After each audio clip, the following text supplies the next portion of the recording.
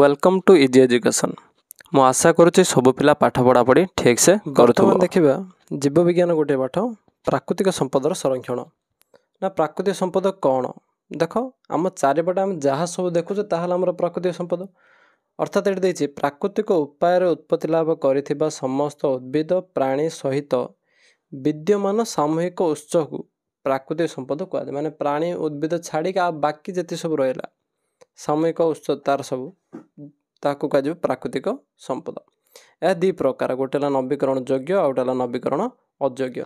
आम जाना नवीकरण योग्य संबल कौन ना जो नवीकरण योग्य संपद जो संपद आमर व्यवहार पर पुणी थे पुनर्बार सृष्टि हो पारे, किसी टाइम लगे किंतु सृष्टि हम जोटा कि आम नवीकरण योग्य। किंतु नवीकरण अयोग्य कौन जहाँ थरे विलोप हो जाए ता पुणी थर आसी न थाए बा सृष्टि में अनेक अनेक समय लगी जाए हूँ नवीकरण अयोग्य। उदाहरण देखा देछि नवीकरण योग्य कौन कौन ना मृत्तिका जल वायु एवं नवीकरण अयोग्य है वन्यजीव उद्भिद कोयला पेट्रोलियम प्राकृतिक गैस इत्यादि। ताहले आमर काम प्राकृतिक संपदर संरक्षण केमिति कहबा तार किछि ट्रिक अछि, गोटे कौशल अछि। से कौशल कौन ता जहाँ कहे 5R नीति। एटा गोटे लॉन्ग क्वेश्चन पे तुम इंपोर्टेंट रोची 5R नीति कौन गोटे देख लॉन्ग क्वेश्चन एटा गोटे 5R नीति कौन। प्रथम है आर जो 5R माने 5टा आर। प्रथम आर हूँ रेफ्यूज माने प्रत्याख्यान करवा। प्रत्याख्यान कौन मना करदे। फॉर एग्जांपल कौन सी आवश्यक हो न जिनस को कही देले ताहा प्रत्याख्यान करवा। तुम राशन दुकान जाइथिबो आगुड़ तुम घर बैग नहीं जाइथिबो सी कौन करिवो ना आलू को अथर जरे दब तुम से मना करि पारे जे नाइ दरकार नहीं मोर बैग अच्छी। तेणु यहाँ है प्रथम काम है रेफ्यूज प्रथम मना करवा। सेकंड संवरण रेड्यूस आवश्यक को दृष्टि रखी संपद व्यवहार करने को संवरण कहुए। मनकर तुम पाखे संपद कम अच्छी ताकू धरिकी तुम चलबार अच्छी सेटा हूँ आमर संवरण। नेक्स्ट रही पुनः व्यवहार। पुनः व्यवहार हूँ रियूज जोटा कि गोटे पदार्थ को बारंबार व्यवहार करने को पुनः व्यवहार कहुए। मनकर गोटे तुम पॉलिथीन गोटे भल पॉलिथीन तुमको ड्रेस दुकान देते सेटा तुम यूज कल दे फोपाड़ दब फोपाड़ देले कौन तार यूज है कि नाई किंतु से पॉलिथीन को आम जब अन्य कौन कार्य लगाइबा ताले सेटा कौन है पुनः व्यवहार। पर रही रिपर्पोज पुनः उपयोग। गोटे उत्पाद तार मूल कार्य जदि व्यवहार उपयोगी न थाए तेबे यार अन्य किछि विकल्प व्यवहार पर चेष्टा करबा उचित। जदि गोटे आम कम किणवा तार कम सरला तार आउ किछि काम नाही ताकू गोटे एक्सट्रा काम केमिति यूज करबा से कामटा हूँ आमर रिपर्पोज पुनः उपयोग। लास्ट टाइम रहा रिसाइकल पुनः चक्रण।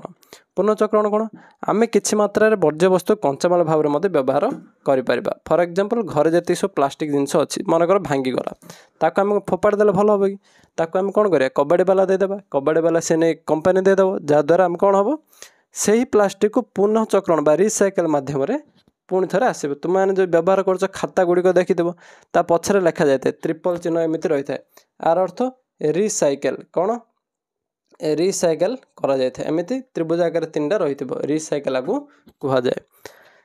तेणु 5R नीति सरला गोटे रेफ्यूज रेड्यूस रियूज रिपर्पोज रिसाइकल। बर्तमान जावा आम औषधर आवश्यकतार प्राय माने प्राकृतिक उद्भिद कौन कौन करुच्ची 40 भाग कौड़ मिलूँ जंगल एवं वन्यजीव ठार पाऊँ। एग्जांपल क्विनाइन सर्पगंधा एगुड़िक अच्छे औषधर गोटे गोटे उदाहरण। कीटपतंग चढ़े मैंने कौन करते पराग संगम और बीज निक्षेप द्वारा जंगल सृष्टि कर दियंती। सेमती बादुड़ी कौन करे परिवेशर अनिष्टकारी कीटपतंग नियंत्रण करथाए। आमर जीनीय भंडार हूँ वन्यजीव। एटा इंपोर्टेंट क्वेश्चन जे आमर जीनीय भंडार क्या कहुए ना वन्यजीव।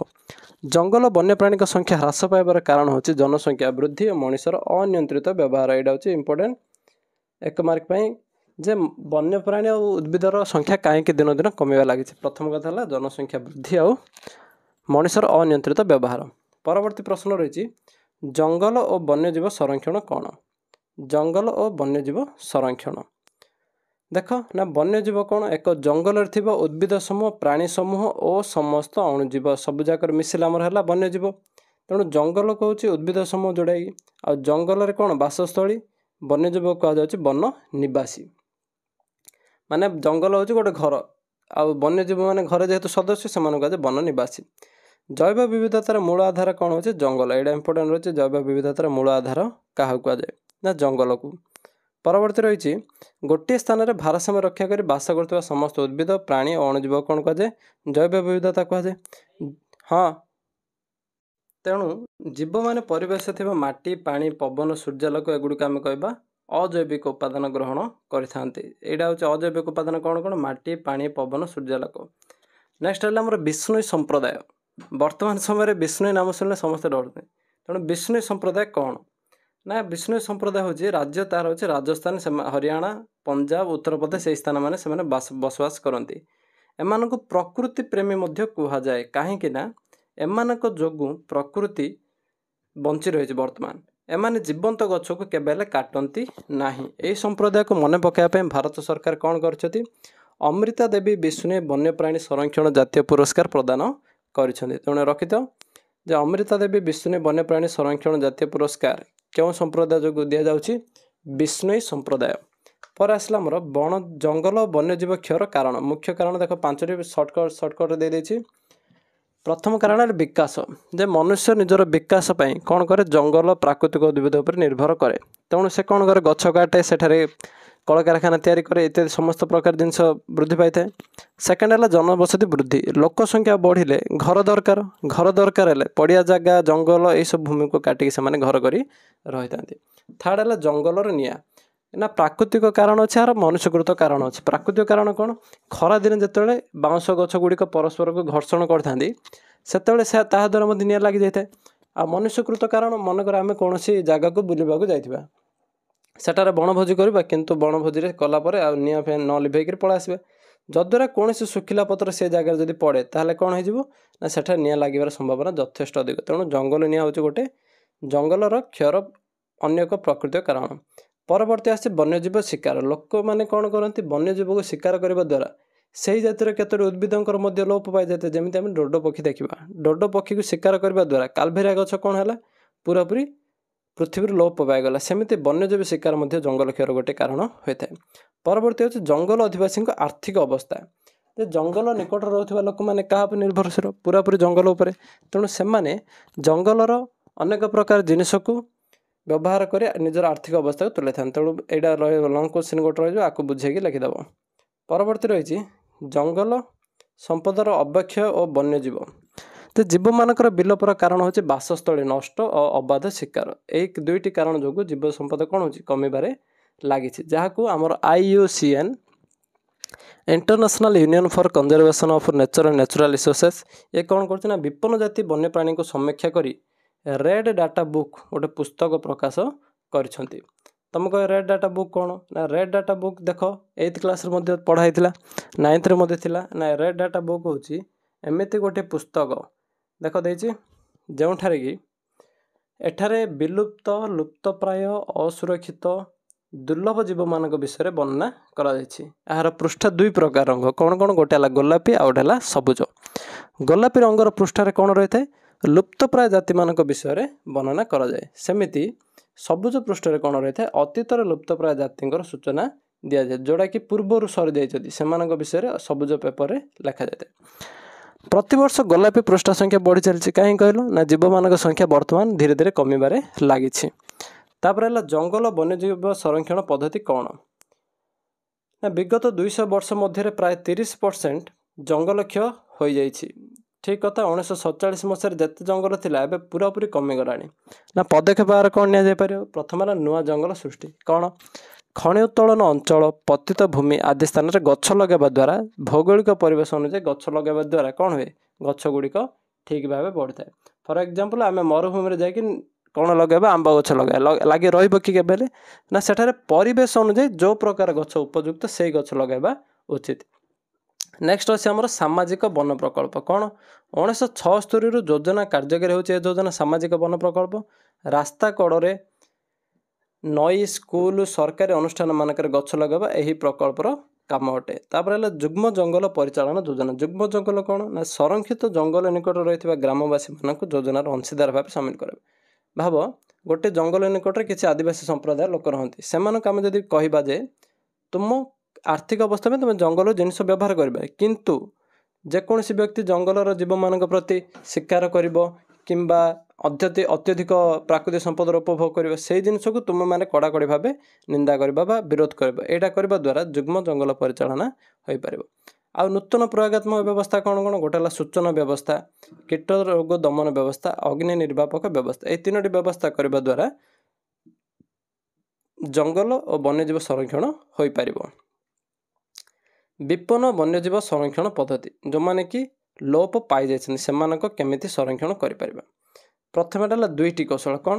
ବାହ୍ୟସ୍ଥାନେ ସଂରକ୍ଷଣ, ନା ଭୀଷଣ ଭାବରେ କ୍ଷତିଗ୍ରସ୍ତ ଲୁପ୍ତପ୍ରାୟ ଜାତିର ଜୀବମାନଙ୍କ ପାଇଁ ସ୍ୱତନ୍ତ୍ର ପୁନଃ ଥଇଥାନ କେନ୍ଦ୍ର ପ୍ରତିଷ୍ଠା କରିବା।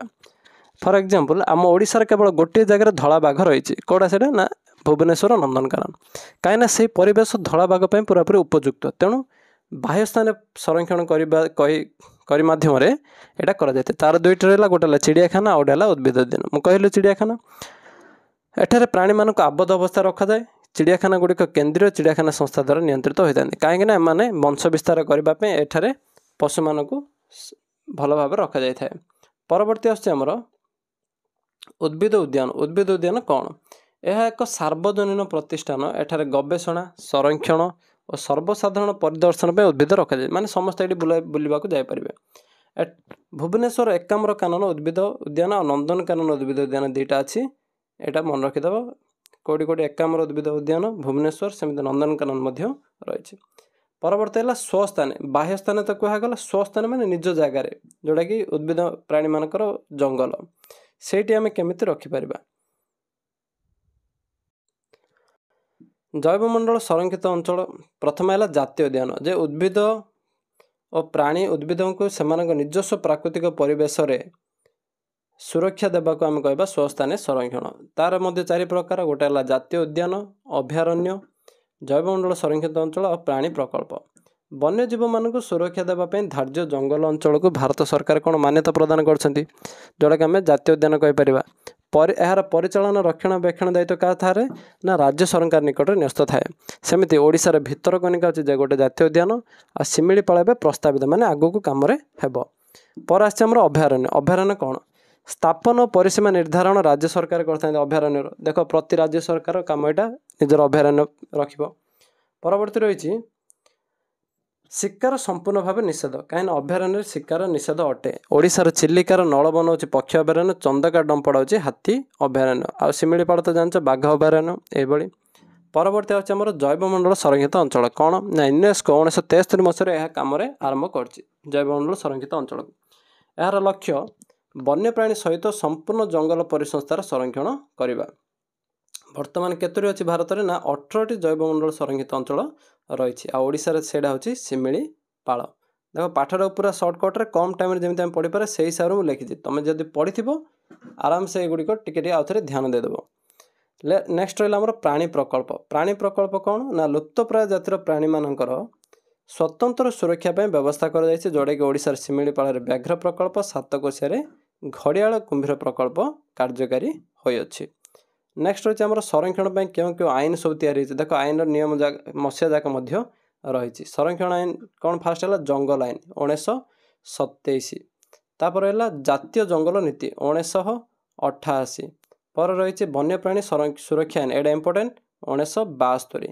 ଲାଷ୍ଟ ହେଲା ଜାତୀୟ ଜୈବ ବିବିଧତା ଆଇନ 2004, ଏଇଟା ରିସେଣ୍ଟଲି ଯୋଉଟା ପୂର୍ବ ବିଂଶ ଶତାବ୍ଦୀରେ ଯୋଉଟା ହୋଇଥିଲା। ପରୀକ୍ଷା ପାଇଁ ପୁରା ଇମ୍ପୋର୍ଟାଣ୍ଟ ରହିଛି ଆମର ଚିପ୍କୋ ଆନ୍ଦୋଳନ।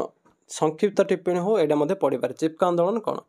ନା ରାମସେ ମାଗାସେ ପୁରସ୍କାର ବିଜେତା ଶ୍ରୀଯୁକ୍ତ ଚଣ୍ଡୀଚରଣ ଭଟ୍ଟ ନାମକ ଜଣେ ପରିବେଶବିତ୍ ସାଧାରଣ ଜନତା କୃଷକଙ୍କୁ ନେଇ ଏକ 10ଓଳି ଗ୍ରାମ ସ୍ୱରାଜ୍ୟ ମଣ୍ଡଳ ଗଠନ କରିଥିଲେ।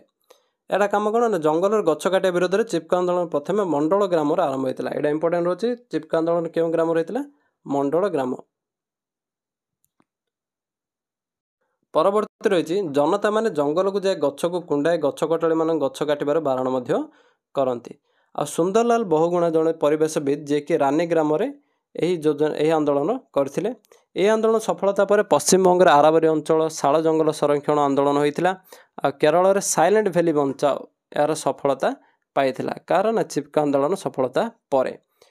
ପରେ ଆସୁଛି ଆମର IUCN। କ'ଣ ଉପରେ ଦିଆଯାଇଥିଲା IUCN ଫୁଲ୍ ଫର୍ମ? ନା ଏହା ଏକ ପରିବେଶ ସମ୍ବନ୍ଧୀୟ ସଂସ୍ଥା ଯାହାକି ପରିବେଶ, ଜୈବ ବିବିଧତା, ପ୍ରାକୃତିକ ସମ୍ପଦର ସଂରକ୍ଷଣ ଉପରେ କାର୍ଯ୍ୟକାରୀ କରୁଅଛି। ମନେ ରଖ, ଆଉ ଏହା କ'ଣ ନା ବିପନ୍ନ ଜାତିର ଉଦ୍ଭିଦ ପ୍ରାଣୀଙ୍କ ବିଷୟରେ ତଥ୍ୟ ସଂଗ୍ରହ କରି ରେଡ୍ ଡାଟା ବୁକ୍ ପୁସ୍ତକ ଲେଖିଛି, ଯାହାକି ପ୍ରତିବର୍ଷ ପୁସ୍ତକର ନୂତନ ସଂସ୍କରଣ ପ୍ରକାଶ କରାଯାଉଛି। କାହିଁକିନା ପ୍ରତିବର୍ଷ କୌଣସି ନା କୌଣସି ଜୀବର ପରିମାଣ କମିବାରେ ଲାଗିଛି ଏବଂ ପୁରା ଲୋପ ପାଇବାରେ ଲାଗିଛି। ପରବର୍ତ୍ତୀ ଅଛି ଆମର WWF। ତୁମେ କହିବ ଯେ WWE ସେଇଟା ଅଲଗା, ଏଇଟା WWF ଅଲଗା, ୱାର୍ଲଡ ୱାଇଲ୍ଡ ଲାଇଫ୍ ଫଣ୍ଡ। ପ୍ରକୃତି ଓ ପ୍ରାକୃତିକ ସମ୍ପଦର ସଂରକ୍ଷଣ ପାଇଁ ବିଭିନ୍ନ ଦେଶରେ WWF କାର୍ଯ୍ୟକାରୀ ହୋଇଥାଏ।